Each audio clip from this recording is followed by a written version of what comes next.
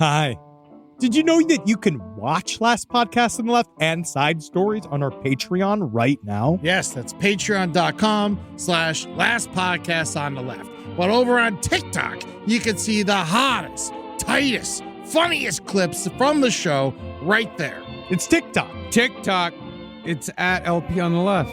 It's the same as our Instagram. You already follow the Instagram. Why don't you go follow TikTok? But it's on TikTok. Yeah, because seeing is believing. Yep. So just go check it out. Watch it. Go send our podcast to China. I love TikTok the crocodile. It's my favorite TikTok. That's the only one he knows. There's no place to escape to. This is the Last Podcast On the left. That's when the cannibalism started. What was that?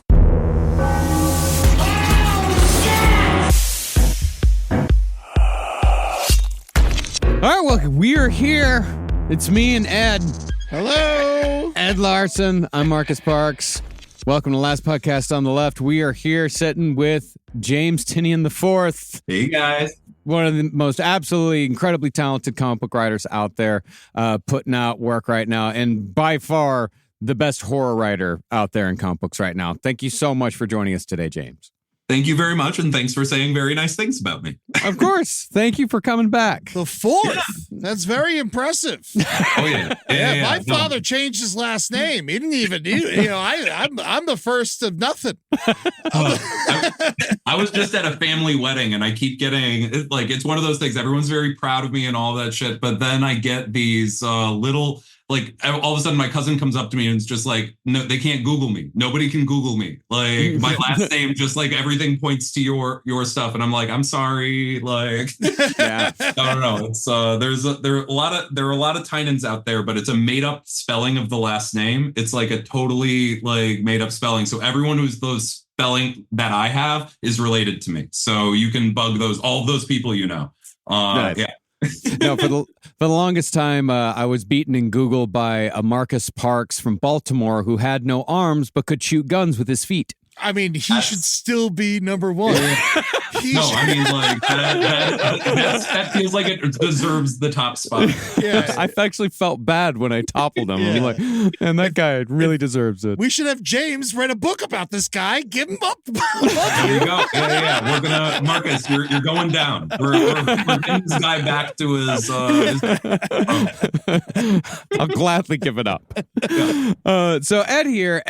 He is new to comic books. Yes. Yeah. I mean, I had him when I was a kid, but I took a lot of time off. I mean, the last graphic novel I read was like 30 Days a Night, so it's been a while, and I can't even, the whole time I'm reading Department of Truth.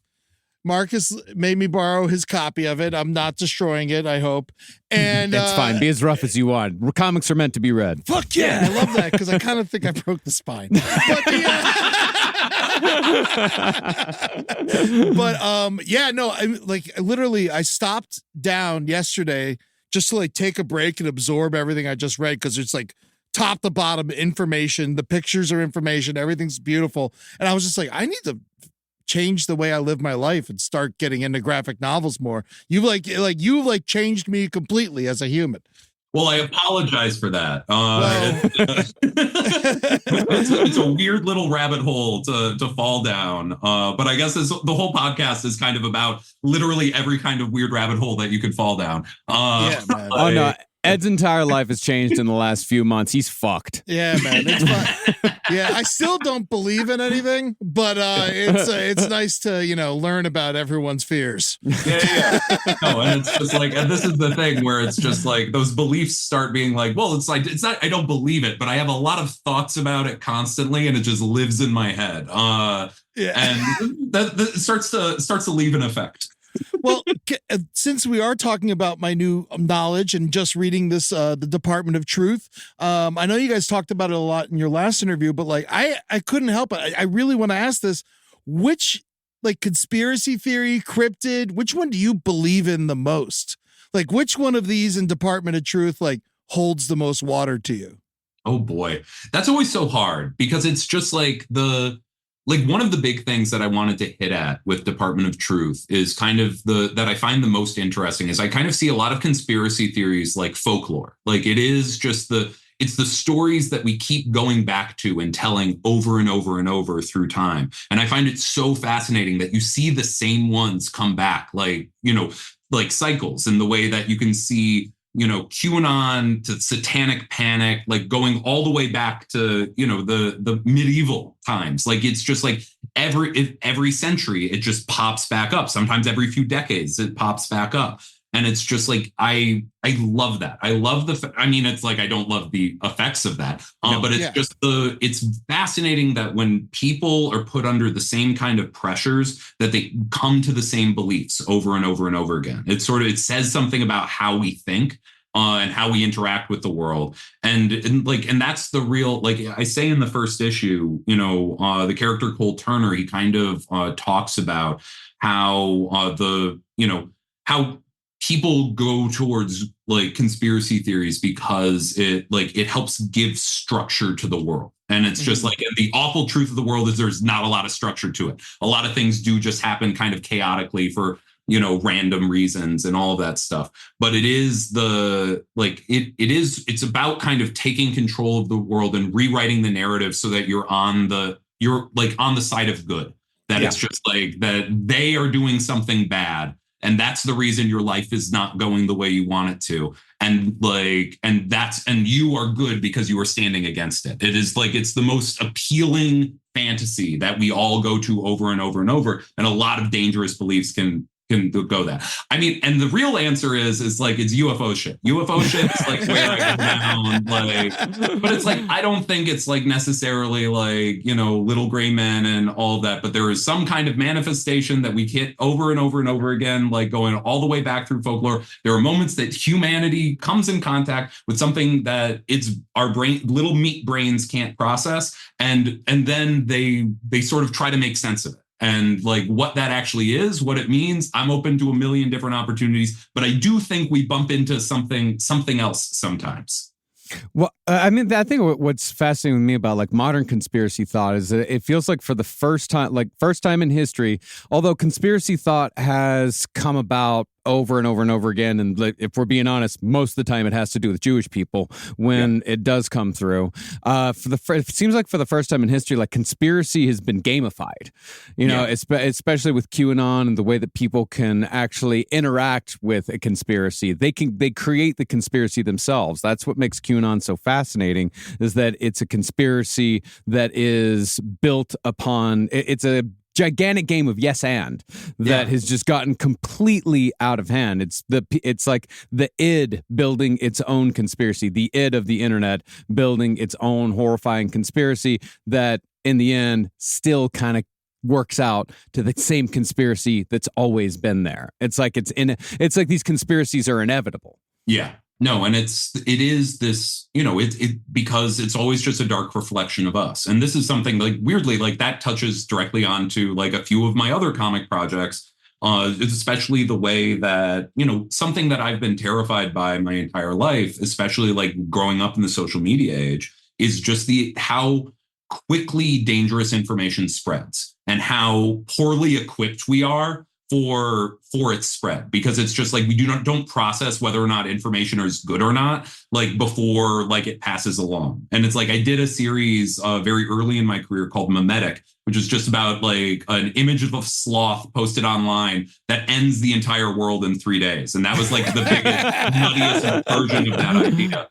It's still one of my favorite ideas. But more recently, I've done a series called World Tree, which is very much about like the people who grew up like we did, and during an era where the internet was all about possibilities and like the way human connection would lead to, like a utopia, like all of these good things that would happen. And then cut to today where it's just like, it hasn't, it definitely has not. We're, like if anything, it's kind of pulled us in the opposite direction because it is the manifestation of all of the kind of like darkest impulses we have, and focused in this like, dark, corroded way. Yeah. Have you read the interview from one of the original internet utopianists who has looked back on the legacy of the internet? It was it's one of these guys. I can't remember what his name was exactly, but he was one of the guys that back in the 90s was selling the internet hard as this utopian thing that was going to bring the whole world together. And, we absolutely can handle this responsibility. And not only that, but, you're not going to believe what the world's going to look like in 2015, 2020. Everyone's going to be together. And I think around 2018, he gave an interview, full mea culpa. And it was like, hey, I was wrong. I was so wrong. I could not have seen. He's like, I should have seen what the internet could have done. I should have warned everybody, but instead I was looking at it with rose-colored glasses. Yeah, man. There was like an information. They call it the information superhighway, but no one put up a fucking speed limit sign, and we were just like fucking rocketing towards everything. And now we live in this age of misinformation. So it's like there was so much information that none of it's true anymore. Yeah, and it's bizarre. It drives me crazy. And it's like, I love the way you did this book. And I'm sure everything I read of yours in the future is going to make me feel the same way. But when I was reading this, I couldn't help but thinking of, this is my opinion, not yours, that horrible Obama End of the World movie that just came out where the world ends because of misinformation. I felt like this was what that was trying to do. Yeah. And I feel like you nail it where they fucked up in a weird way. Well, I'm very glad that you enjoy it. But yeah, tell us about World Tree a little bit, because World Tree is one of the books I look forward to the most every month, because it's full of such strange ideas, and it's scary. It's beautifully drawn. Tell us a little bit about the concept behind it, and perhaps maybe your intention behind writing that story. Absolutely.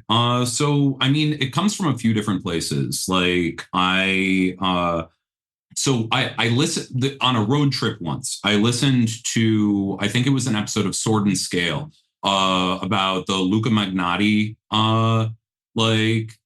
murders. And because he posted those murders online. And then, but the thing that caught me was the idea of it started spreading around online as a kind of gotcha video, a gross out video that kids were watching it and recording their reactions to watching it. And I had to stop listening to the podcast while I was listening to it, because it was actually playing some of and one of the voices was so young, so young, reacting to the video that they were watching of someone being murdered.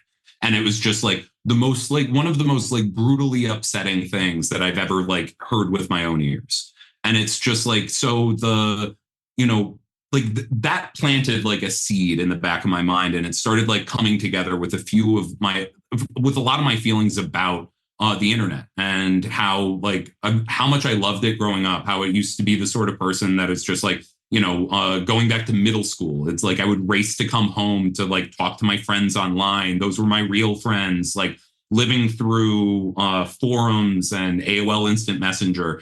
That was just my whole life. And then cut to today, where it's just I'm pulling back more and more from social media entirely. I mostly just post selfies of me going to the gym. That's it. That's all I'm putting out there into the world anymore. But and I'm trying to refine my connections in the real world with real human beings and all of that, because it's just it brings so much more to my life. And I wanted to play with that kind of tension and the past and the present. And so it kind of, so the high concept of it is, that a group of friends discovered that there was an evil internet that existed beneath the internet back around 1999.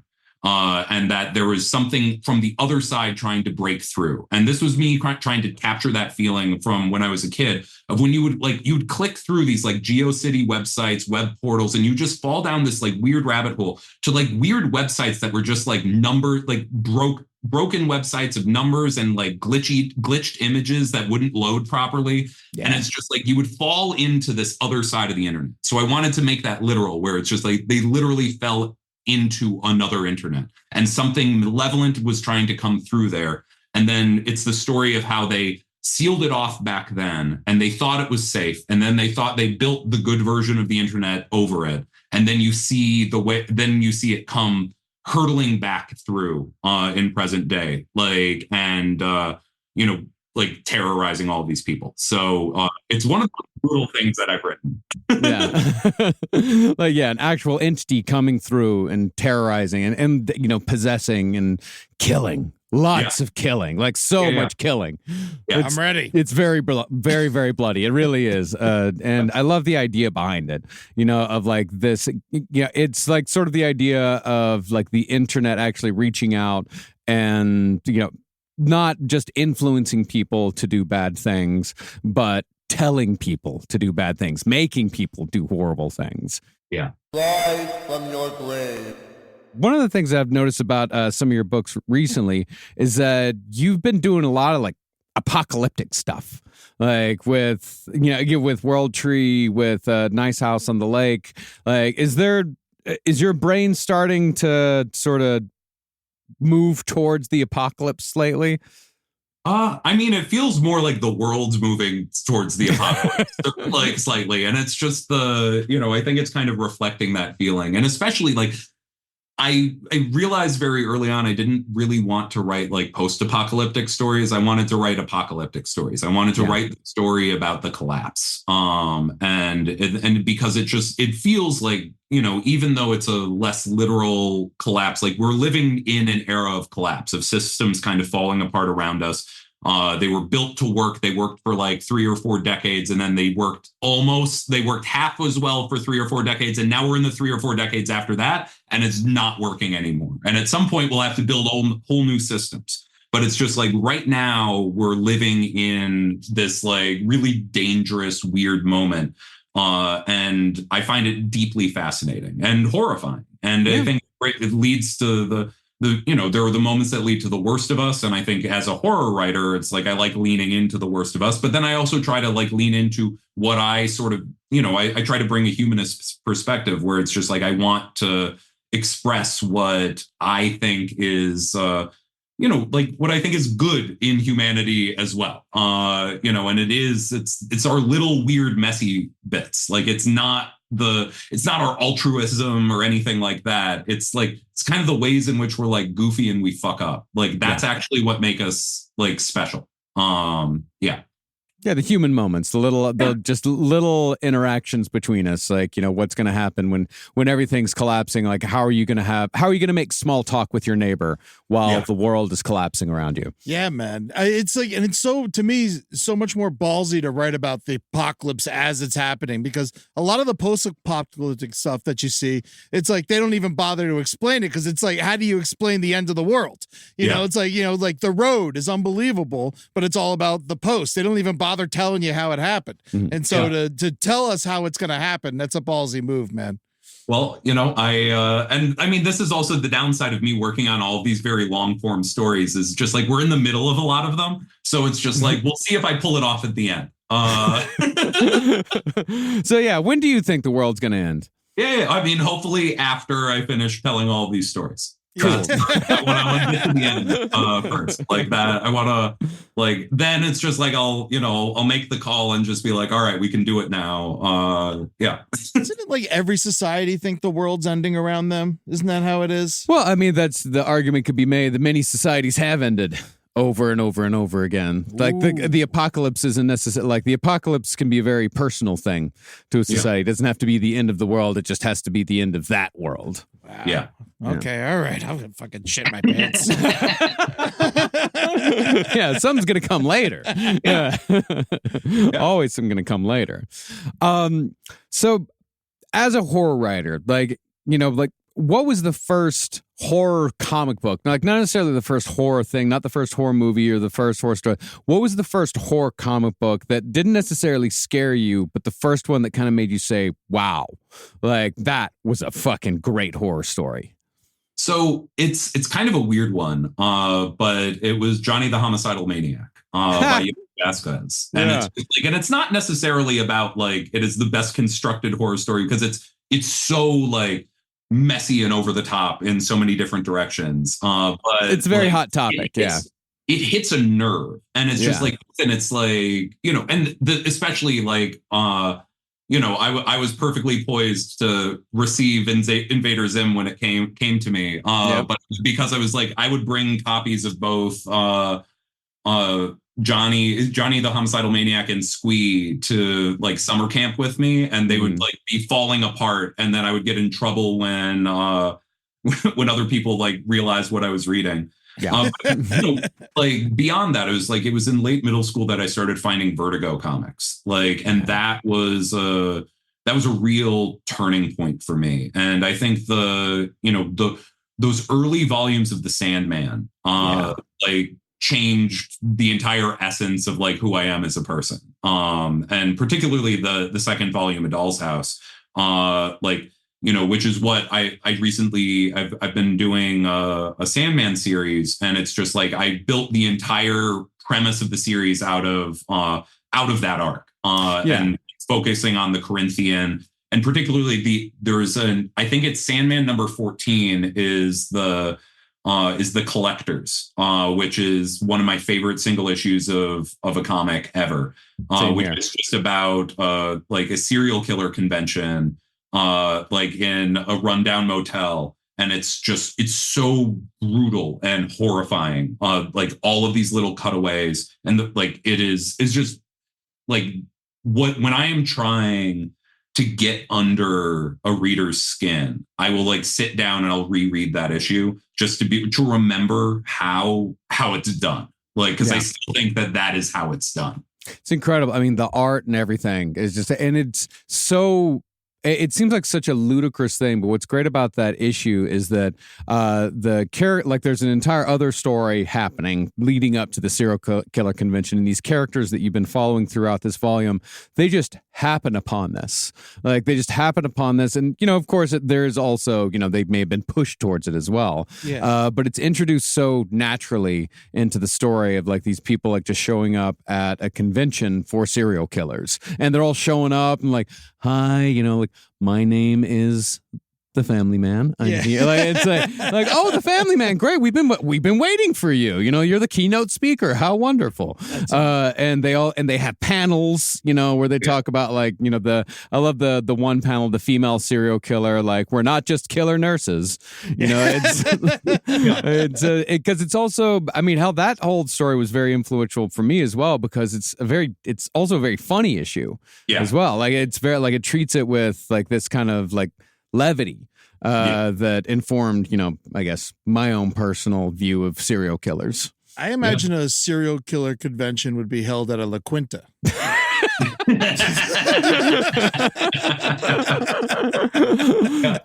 I think they'd go straight for the sponsorship there. Like, who does the catering?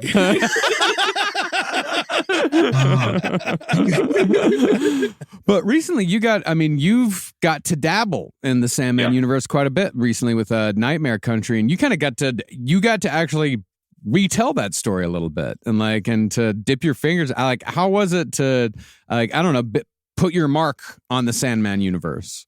I mean, terrifying. Absolutely terrifying. Like the only comparable moments in my like comic book writing life was the first time that I wrote like a line of dialogue for Batman. Mm-hmm. When I was just starting out, one of the first scripts that I was working on was for a Batman annual that was being co-written by that I was co-writing with Scott Snyder, but I had been brought on to do I wrote the first draft and all of that stuff. But I remember I reached out to Scott to be like, okay, like I'm going to write all the Mr. Freeze bits, and then you're going to come in and write Batman, because I'm not allowed to write Batman yet. Like I have not earned the right to write Batman. And Scott had to get me on the phone and just be like, James, you've been brought on to like make so that I do not have to write this. You do have to write the dialogue for Batman. And that was like wildly intimidating. And then it was writing the Turtles, like the Teenage Mutant Ninja Turtles, getting those voices right and all of that. But then there's nothing more formative to me than the Sandman. So it's just like, honestly, and I cheated a little, where it's just like in the first arc that we did, there are only a handful of the classic characters that appear. So it's a lot of new characters, which is that I'm very comfortable writing my own characters, once I had to actually write like words coming out of Dream's mouth, that was like, okay, yeah, no, I have to step up. And it was a lot of fun. I'm really proud of what we've been doing there, and there's still more to come with that story. Great. Yeah. Yeah, because I love the characters you introduced were great, but I mean, I could only imagine, like, the Corinthian is a character I've always wanted to play around with. Like, the Corinthian's great. He's a living nightmare who has teeth for eyes. Fuck yeah. Yeah, that's yeah, just like you boil it down to that: living nightmare, teeth for eyes. That's Let's it. go. Yeah, who eats eyes with his eyes? Whoa, Yeah. that's so impressive. And legitimately one of the best horror images ever to exist in comics. Like, just the best, like, yeah. Do his eyes have little tongues? Great question. Usually not. Sometimes like you see a little tongue in there, but it's like I had to rack black voids. I kind of had to rack my brain a little bit. Like, have I ever seen the Corinthians' eye tongues? Oh my God! Imagine being his dentist. He was like, "Oh, open your mouth." He's like, takes off his sunglasses and shit. Oh yeah. No, and I mean, like, we actually like leaned into that a little bit. There's this figure that's been showing up that's like, it's a nightmare, but it didn't come from dream. That's been shown from the dreaming. That shows up through that whole series that we've been calling the Smiling Man. That also has like mouths for eyes, but you don't see the teeth there. You just see the like gross tongues sticking out of the eyes, and it's like, it's real gross. I like some gross shit. Yeah. Yeah. Like, do you have a line for gross?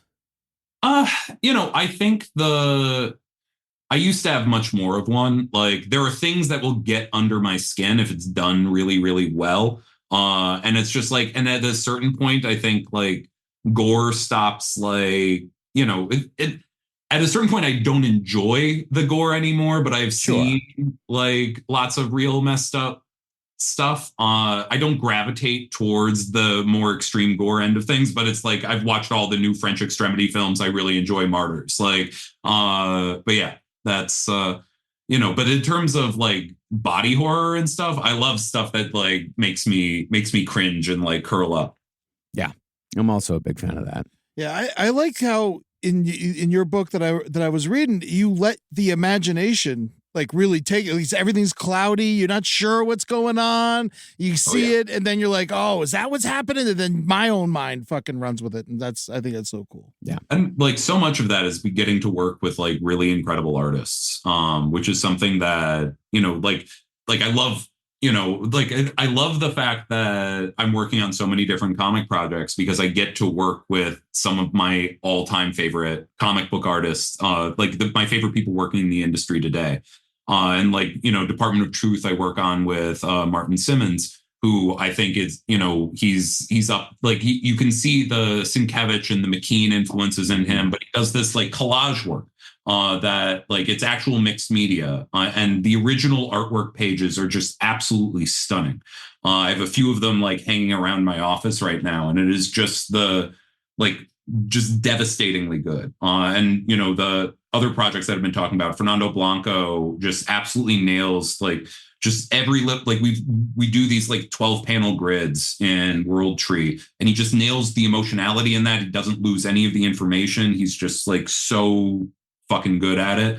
And then Lissandro Esteran was the artist on Nightmare Country, and like he also was just like absolutely nailed it. I don't know. But kind of like, but like I'm a comic book art nerd, and like the whole like secret of my career is just like I have found excuses that my inbox gets to fill up with beautiful comic book art every single day.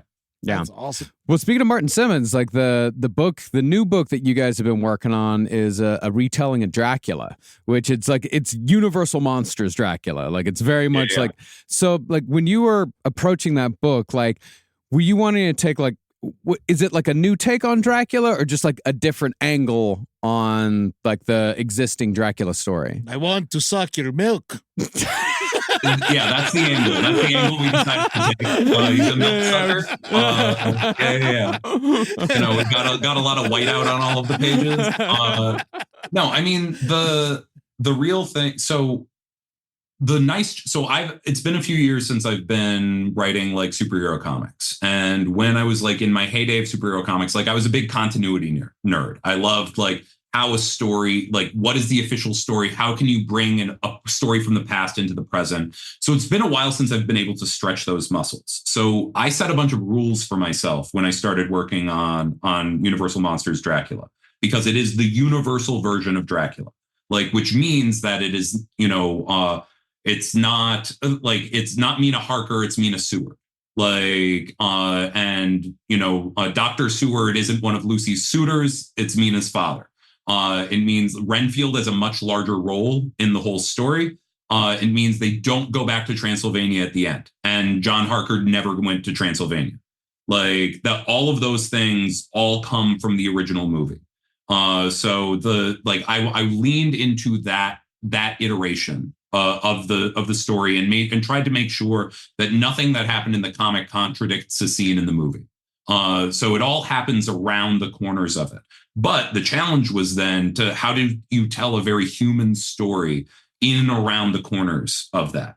And that was it was a tremendous challenge, but it was and then the other primary goal of the entire project is how do I just leave room for Martin to draw the coolest images of Dracula ever. And that was the initial focus. And then he drew the first scene with Renfield. And I didn't even describe how I wanted Renfield depicted, but he depicted him almost like a ghost. His face is almost featureless. He's right out of German expressionism. It's just dark-lined eyes and a mouth in the darkness, and it's just this blinding white against the black. And it is one of the best horror images in comics of the last few years. And it's and I take no credit for it. But the second that I saw him draw that, then it was all right, we're bumping up Renfield's role in this entire series because I want him to draw that as many times as possible. Yeah, because you can expand quite a bit. Because how long is the original Dracula? What is it 75 minutes or something like that? Yeah, maybe even. I think it's just about 70 minutes. It is a very short film. Yeah. So I guess watching it, you were able to expand quite a bit on, what happened off camera. Yeah, exactly. And, and then on top of that, there are a lot of things that you couldn't do in a movie in that moment. You can't really lean into the blood. Obviously, you can talk about hey, we're watching, Dracula was just in the room and now there's a wolf running across the field. But you can't show a man transform into a wolf. And it's in little elements like that. And then the other decision we made is through the entire miniseries, Dracula, there's only one line of dialogue that Dracula speaks in the entire book because I wanted to make him a full monster, a presence, not someone who's, I didn't want to lean into the charm of Dracula, but characters talk about interacting with him. So it's just those scenes still happen, but it's not those moments. It is the more monstrous power of him. And then the big thing that I was leaning into strongly, that Martin and I both synced in on is that the movie does this amazing thing where it just cuts into the eyes of Bela Lugosi over and over and over. And they're all lit up and and so I just wanted to that's the hypnotic power of Dracula. And it's just you see the color of life kind of coming out of him and the rest of the world around him is really black and white. But then this phantasmagoria of color and gore coming out of Dracula. And that was the center of the idea. It's incredible. Do you like the old are you into the old Universal horrors, Eddie? I rewatched one of the really old ones. I think it was Dracula, actually, a couple of years ago. And the thing that I realized is a lot of those old movies, they don't have scores. There's no, it's just because you forget how much work a score does. And so they were, so they're not as scary as a current movie is because it's all imagery and no score. But yeah, no, I mean, they're all wonderful. And right now I know for a fact that Universal is doubling down on all their monsters. Yeah. And it's a perfect time for you to be involved, man. That's congrats. Oh, yeah. Especially with the land. They're opening a full theme park land. It's crazy. The first horror land in a theme park is about to open. That's great. And I think that's so cool. And you're a part of it now, apparently. It's exciting. It's very exciting. And I think there's a lot of really cool things coming out of that space. And honestly, working with Alex Antone and the team at Skybound to just sort of what they have planned for all of the Universal monster books. And I can neither confirm nor deny which other monster I may be working on. But it is it's fun. It's I'm not working on a lot of licensed projects anymore. Pretty much everything I'm doing is now fully in the creator-owned space. But getting to tap into like one of the big icons, there's just power in it. And like it's hard to say no to a project like that. So I didn't. Hell yeah. Well, speaking of like, icons, powerful characters and all that, like when you wrote Batman, you spent a ton of time with the Joker. Like Joker War, fucking incredible. Loved it. Like, do you see Joker as a horror character? Absolutely. And, but I think that I'm open to other takes. I do not think that there is a like pure singular version of the Joker. Like, because the Joker is just the perfect opposite of Batman. So whatever Batman is, you make the perfect opposite of him. And that's whatever the Joker is. So in a more like, the Joker in Batman 66 is still a perfect like inversion of the Adam West Batman. Actually, I'd say Riddler is probably more in Batman 66. But the Joker is he's a fascinating character, and it's just like I know people get burned out on him. There's so many Joker stories, and but there's a reason you go back to it, and it's just there's something that's just cool about it's sometimes superheroes are so baked in to pop culture that we kind of like don't look at it at face value that often. But it's just like, you're in a world where it's just like this classic pulp hero in Batman, like this man dressed up in a cape with like a pointy cowl, and he's fighting like a murderous clown. And it's just like, it is, it comes out of that, like the pulp, like of the pulp stories of that era. And it's just like, it is so like, it is like a primal part of our culture. And that dichotomy is interesting. And it's like, I'm always going to find it interesting. I'm always going to be a Batman nerd, but I also I like the different elements of him. And I've written him a few different ways. And it's just like, he does have to be a little funny. When he's not funny at all, it doesn't work. No. But there are other characters that I'm a bit firmer on. Like, I think that there's a right way to do the Riddler and the wrong way to do the Riddler. But it's just like with the Joker, you can do the Joker so many different ways. Yeah, to me, the Joker's like a mob boss who doesn't care about money, just chaos. So is there was there, I guess if you didn't have the restrictions of being, writing for DC, like how far would you go with the Joker? Like, was that sort of like a line that like DC wouldn't let you cross? I mean, I started during the New 52. When I started writing the Joker, he literally had his face had been taken off and was like pinned to his face. Like that is the version of the Joker I started writing. Yeah. And then on top of that, when I did my Joker series with Guillaume March, it was I pit the Joker up against it's basically if the core concept was, what if the family from Texas Chainsaw Massacre, at the end of the Texas Chainsaw Massacre, when he's throwing the chainsaw around it, he accidentally throws it into the ground. And then you hit the beginning of the Beverly Hillbillies where oil spouts.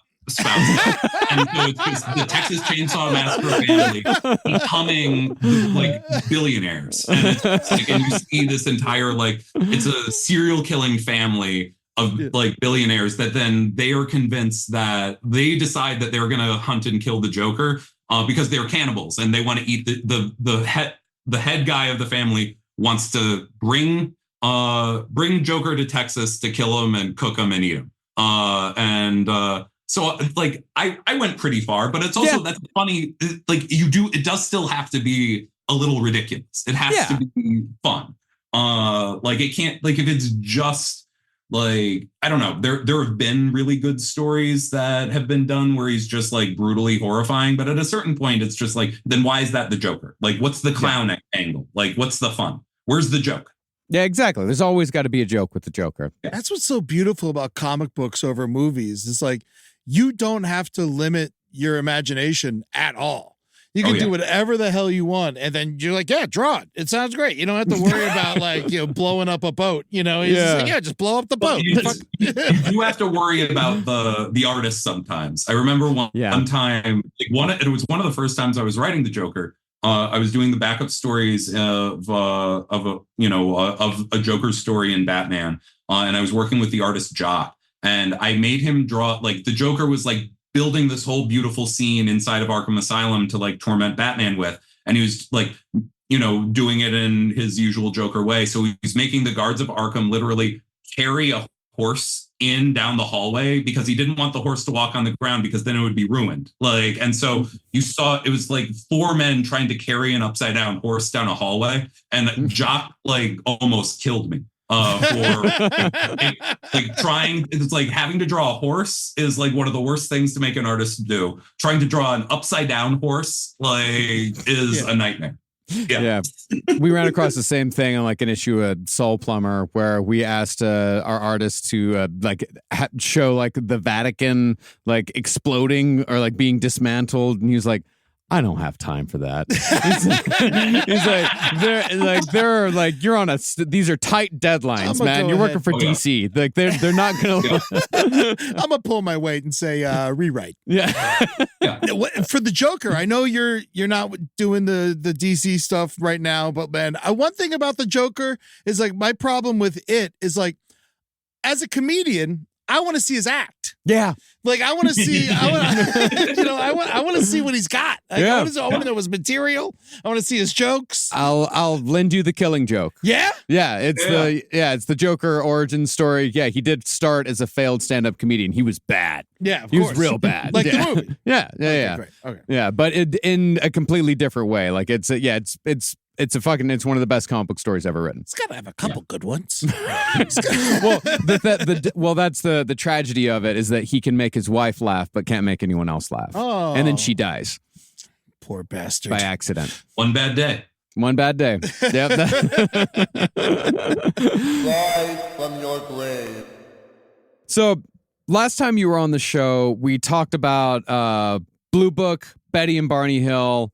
This month, you've got a new Blue Book coming out, 1947. Tell us about 1947. So, it brings me back together with Michael Avon Oeming, who is just absolutely incredible. If you haven't read Powers by him and Brian Michael Bendis, go read Powers. It is like one of the best blends of like superhero and noir that's ever been done. Yeah. It's a couple of cops in a town of superheroes. Cool. Yeah. It's great. And so, but like Blue Book came together because, Mike and I are like big UFO nerds, and he was a big fan of Department of Truth, reached out to me and was just like, hey, like, he was excited about how I was talking about UFOs in there. And then the conversation kind of picked up from there. And then ultimately we decided that, something that I'd been missing since like I was a kid was just there used to be like lots of comics that were telling like the strange but true stories. It was the, stories of the paranormal story. And it was just like based on the actual like accounts of the paranormal. So right now I'm kind of calling that like, it's like the cousin of true crime. And I'm calling that like true weird. And I like and I'm like trying to build over, through the partnership between Tiny Onion and Dark Horse right now. Like we're trying to put out more of these true weird stories. And the ones that I'm directly involved in are these Blue Book stories, which are stories that are based on the real accounts of UFO encounters. And it's not like overly fictionalizing them. It's not trying to like take one little kernel and build like a totally different narrative. I want to lean into like the moments as they are purported to have happened by the witnesses. And, so that's the kind of the core principles of the thing. But the subject matter for 1947 came together like when I was just laying together research for the Department of Truth. And something like that, like no one had like ever said out loud to me before, but just laying the dates down next to each other, I realized that the Kenneth Arnold, UFO sightings that led to the coining of the term flying saucer happened about 3 weeks before the crash at Roswell, New Mexico. Oh, so yeah. The entire basis of like of American culture's obsession of UFOs happened in one summer in 1947. And it's just like everything comes from that summer. And then beyond that, it's just like the way that the media interacts with UFO stories, like all of those, like the fact that like local newspapers suddenly realize that it's like, oh yeah, we can start running some of these stories and people are interested in hearing them. Like it all comes from right then. And then the other thing that happened is like, this is also the summer that, the US government started building like programs to be like, there's a little too many of these stories going around and we should look into it. And it's so we're able to, over the course of 5 issues, kind of piece together like each of the angles of that summer. Like we talk about the Kenneth Arnold, everything with Kenneth Arnold, the entire flap of UFO encounters that was happening over those few weeks. And there's a lot of like really iconic ones that happened really close together. I appreciate you using the word flap, by the way. Oh, yeah. Oh, yeah. That's when you know someone knows what they're talking about when they use the word flap correctly. Oh yeah, no, and I mean like Oming would be like he'd be like bringing in UAP a little like interchanging. I like UFO. Yeah, as do I. Yeah, but the term of like the idea of flying saucers, the idea of the public image, and then like what I found really, really fascinating was just the way that you see the first people who get they have what seems like a real encounter with the strange. And then they start becoming a little bit famous for it. And then they just lean in and suddenly they see a lot more UFOs and all that. And it's just like, it's seeing the way that fame spreads and like a story spreads around the country is also deeply fascinating to me. So it's just like, it's a story that like we lean into what people purport to have seen and purport to have encountered, but we also take a critical lens where it's just like, you can see the people who may have been the moments that they were a little more glory hounding than necessarily encountering something like, otherworldly. Yeah. And that was really before the days when we all learned that UFOs ruin lives. That being a witness to a UFO or being an abductee, like these people do not. Travis Walton doesn't live a happy life. Whitley Strieber does not live a happy life. Like these people are damaged by this stuff, and people that come out and talk about their alien experiences, usually their entire lives fall apart pretty quickly. Why do you think UFOs ruin lives so thoroughly? I mean, like, I think that you play with this in Department of Truth as well. We talked about it last time. One of my favorite stories and the entire about the Bigfoot storyline. Oh. Yeah. No, I'm gonna start weeping. Yeah, no, I mean, like, honestly, that Bigfoot story is one of my favorite things I've ever written, and I think it speaks to exactly this. There is just when you bump into something like fantastic, like how can it not change your life? Like, how can it not, that just defies everything that has come before and all of that? Like, suddenly it's just like you want to make sense of the world. You want to make sense of what you saw. And it's just like and then especially if there's a moment where suddenly you get a lot of attention for it, and then it's just like it builds up the importance of all of it. And it's just like, it's hard to shake. And I think that there's something very human in that, that I think is, it's like sad and beautiful. And I think it's something that is, it exists outside of the realm of like paranormal encounters. It's something that's just like, you see people who it's just like one moment in their life that did not fit among everything else. It just becomes, this like one of the driving forces of the rest of your life. Yeah, man, that's what makes Close Encounters like such an interesting alien movie. Because it's not scary. It's not a scary movie. It's just like, no, it breaks your brain, and then there is no other choice but to join them. Yeah, it's crazy. No, there was a story that I wrote for Last Comic Book on the Left that the second part's going to be coming out in the next issue. It's a story I've been wanting to tell for years now, and I finally got a chance to do it. The story of Betty Andreessen, who had this insane encounter with a group of aliens in which her alien experience manifested itself through Christian iconography. She was a hardcore Christian. And yet, with her alien experience, the things that she saw during her abduction all harken back to these archaic Christian symbols that she would have had no clue were attached to the early days of Christianity. A lot of like phoenixes and worms and ashes and all sorts of stuff. And yet that's what she saw. She was a housewife in the 60s with 5 kids. Like she didn't have fucking Google. Like she didn't know any of this stuff. But after her experience, like she could not go back to her normal life. She ended up divorcing her husband, but she's one of the very few people whose life was actually made better. She got out of an unhappy marriage, found a guy who had an almost identical abduction experience. They got married and lived the rest of their lives together doing UFO conferences. There we go. Yeah, That's actually sweet. That is, those are the moments of beauty and the connecting in these like little, I'd be so annoyed if I got abducted. Just be like, I do not have time for this. I have deadlines. I got jokes to write. Like, what time are we getting back? Yeah. And they'd be like, time's not real. What do you mean? It's like, all right, you call Marcus and tell him I can't fucking make it.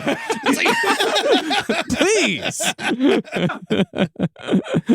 So when is the first issue coming out? So I think it is out. I think it's out the second to the last. I should have this date like right in front of me. It's because I know originally it was coming out on Valentine's Day, and now I think it's the 1 week after Valentine's Day. So I think by the time this comes out, I think it'll be out in stores. So you should just go to your local comic shop, say that you want to read about the UFOs, and they'll point you in the direction of Blue Book. Great. And so you said earlier this is a joint venture between Dark Horse and Tiny Onion, your company, which has become like you. It's now your own business. Yeah, no. So, it's really exciting. We're kind of entering a whole new era that's built off of the last few years of my success in creator-owned comics. And basically we're building up a production company around Tiny Onion, around my books. And, in the publishing space, what we're going to be doing is similar to what I've been doing for the last few years, where, I have some books over at Dark Horse. I have some books over at Image. I have some books over at Distillery, the new publisher. Like this. So we're kind of like, we've got our fingers in all these different places, but we're an independent production company. We build the books and then we take them to the publisher that we think, will do the best job with them. And we have a great partnership right now with Dark Horse Comics, doing this like True Weird line, and then the series Oddly Pedestrian Life of Christopher Chaos. We're having a lot of fun, and these are books that I'm really, really excited about people reading. But beyond that, I'm really excited for everyone to see what we've got cooking with Tiny Onion. Like this is, I think when the announcement dropped in like mid-February, and now people are starting to like ask the question of like, what are you up to? What are you up to, James? Soon people are going to find out what I'm up to, and I'm very excited to tell them. That's great. And the real thing is like we're starting in publishing, but we're going to make inroads in a lot of the other media spaces, and it's nice being able to kind of drive that myself rather than having to work through a bunch of middlemen to get there. We want to we just want to make stuff. We want to make really cool things. Fuck yeah, man. It's the only way to do it. You don't fucking, you just do it yourself. Always. That's the way we've been doing it here at the fucking network for years. It's like, just take the reins and do it yourself. That's always the best way to do it. It's so impressive, everything you do. I know you probably can't talk about this, but it seems like your graphic novels, your comic books, they're made to be films.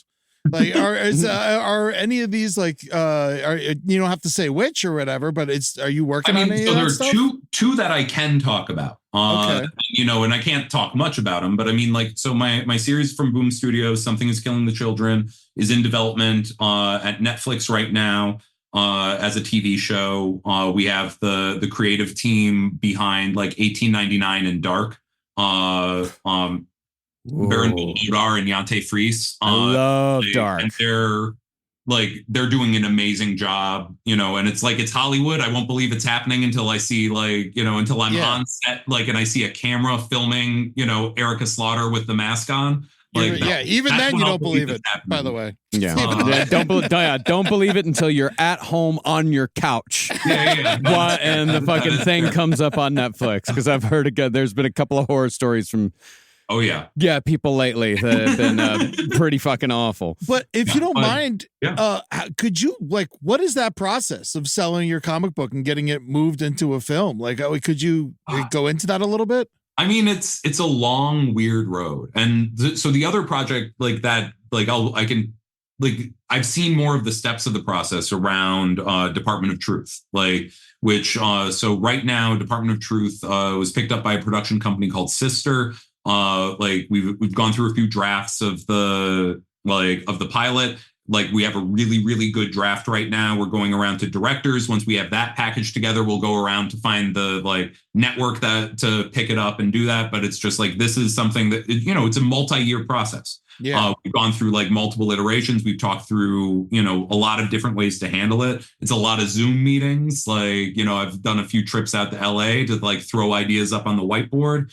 But it's just like, the benefit of that is just like, it's a refining process. And but then, they're also like, I have watched closely and from afar the opposite of the positive refining process that thankfully I haven't sort of been wrapped up in as much, but it is you can see the long road. You can see the version where sometimes it's like you sell your idea and then you kind of realize that the person that you sold it to is just like, they're trying to sell your idea to an even bigger company. And then they're going to try to sell their idea to a bigger company. And it's just like, it's all about like moving like, a pool of money around in a circle. Yeah. It turns into the League of Extraordinary Gentlemen situation.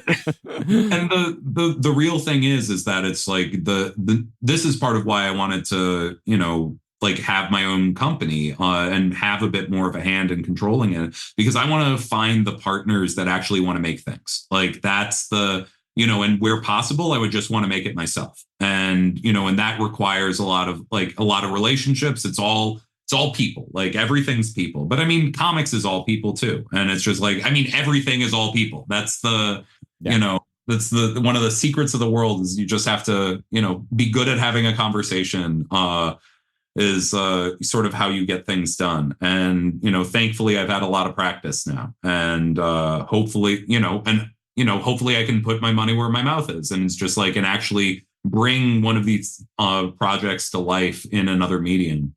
But it is like, it's an exciting, fun, like it's a fun game. But like, I always, when I make something as a comic, it's just like the comic itself is like, it's the full entity of like what I'm intending to create. And then it's like, when I talk to people who are adapting my work, it's just like, I always want to be like, take the beating heart of this and then build something new around the beating heart. I don't want a direct adaptation. I want you to take the best ideas of this and then make something like really, really good. Because it's just like, I think you can, I think that the core concept can be approached from so many different angles. And, and on top of that, we've seen so many kind of like a lackluster direct adaptation of a thing. And it's just like, I'm not interested in it.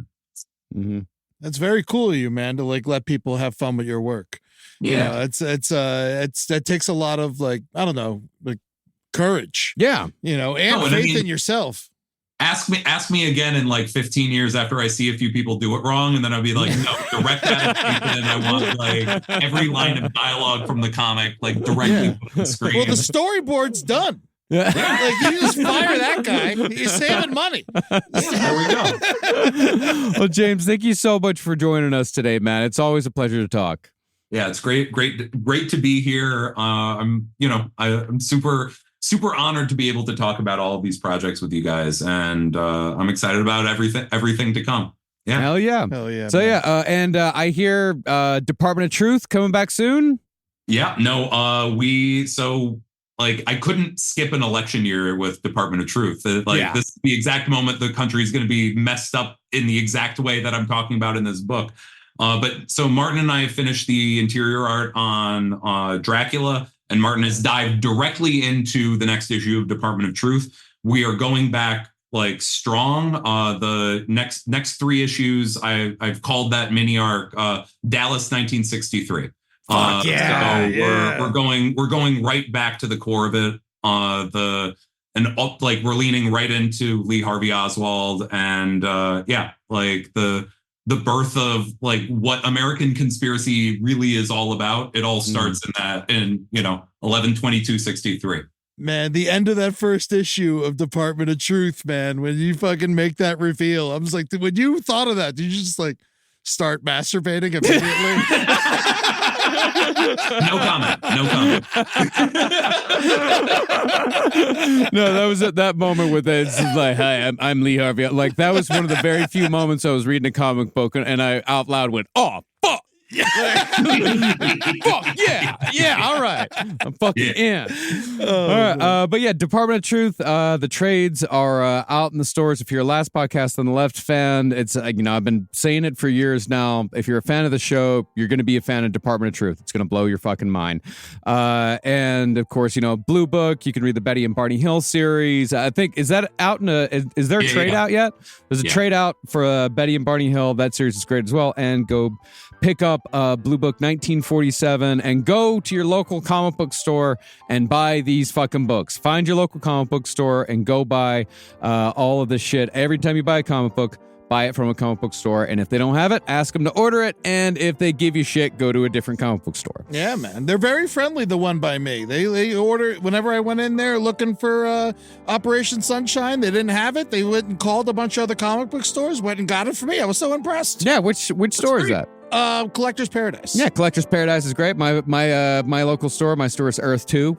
There's some great stores out here in Los Angeles. Oh, yeah. Absolutely. Yeah. All right. It was very nice to meet you, buddy. Nice to meet you too, man. Oh, yeah. All right. Goodbye, everybody. Bye. This show is made possible by listeners like you. Thanks to our ad sponsors, you can support our shows by supporting them. For more shows like the one you just listened to, go to lastpodcastnetwork.com.